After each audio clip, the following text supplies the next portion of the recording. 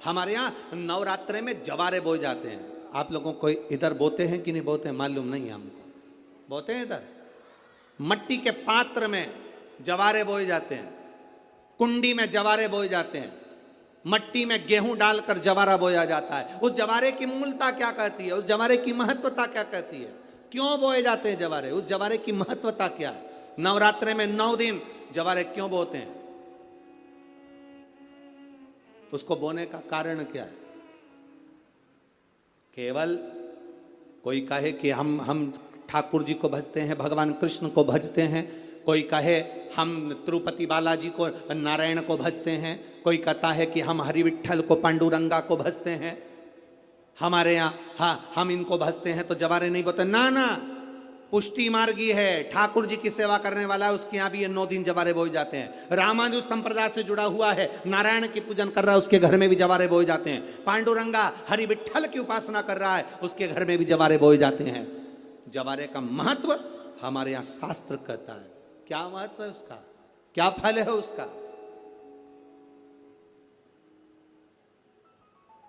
महाराज, जब देवी माता ने दुर्गा भवानी को पंचायत में बुलाया गया, शिव पंचायत में मां दुर्गा बैठी हुई है, और शिव पंचायत में जब दुर्गा भवानी बैठी, उपद्रवियों ने उपद्रव मचाया, अहंकारियों ने अहंकार मचाया, असुरों ने राक्षसों ने हाहाकार मचाना प्रारंभ करा।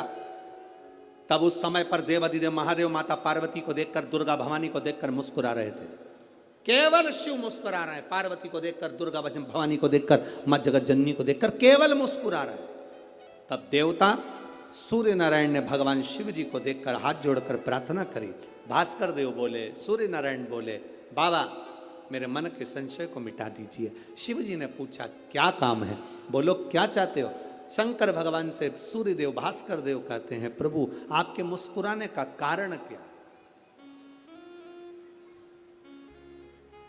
भारत की भूमि पर जितनी जगह पर भी आप लोग कथा सुन रहे हो, आस्था चैनल पर, फेसबुक यूट्यूब पर जितने लोग कथा सुन रहे हो, बड़े ध्यान से सुनना कि जवारे क्यों बोए जाते हैं, नवरात्रि में जवारे की महत्वता क्यों होती है, क्यों बोया जाता है, मिट्टी में गेहूं डालकर क्यों उत्पन्न किया जाता है, उसकी महत्वता क्या है? सूर्य नारायण पूछ रहे हैं भगवान देवाधिदेव महादेव से, आप दुर्गा भवानी को देखकर मुस्कुराए, आप हंसे हैं, आपके चेहरे पर प्रसन्नता आई है, कारण क्या? और महाराज देवाधिदेव महादेव ने कहा, यहां भगवान विष्णु, गणेश जी, भास्कर देव, आप सब बैठे हो। असुरों ने आक्रमण कर दिया, असुरों ने आक्रमण करा है, और वह असुर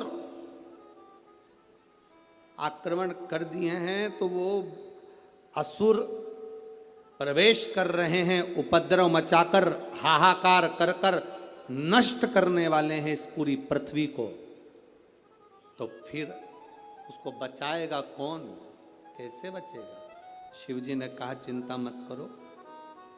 दुर्गा ने अपने केश का स्मरण किया, एक केश को माता पार्वती जी ने अपने हाथों से छुआ, छूते ही एक कुंड में सुंदर जवारे उत्पन्न हुए हैं। जब तक वो जवारे बड़े नहीं हो जाते, जब तक वो जवारे थोड़े प्रबल नहीं हो जाते, तब तक एक भी असुर प्रवेश नहीं कर सकता, हाहाकार नहीं मचा सकता और अंदर आ नहीं सकता।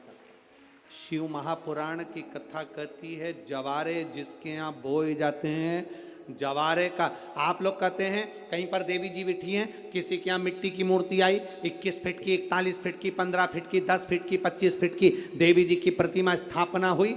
लोग कहते हैं हम देवी जी का दर्शन करने जा रहे हैं, दुर्गा जी का दर्शन करने जा रहे हैं। शिव महापुराण की कथा कहती है वो दुर्गा जी का दर्शन नहीं, देवी का दर्शन नहीं, नवरात्रे में जहां जवारे बोए जाते हैं वहां मात्र आप पांव रखते हैं तो अपने घर में से क्लेश दूर हट जाता है, अहंकार दूर हट जाता है, अभिमतता दूर हट जाती है, तकलीफें दूर हट जाती है। जिसके घर में जवारे बोए जाते हैं वहां से अहंकार, काम, लोभ, आसक्ति, वासना, तृष्णा और दुख, तकलीफें दूर हट जाती है। तो जवारे का मूल का तत्व आनंद, सुख।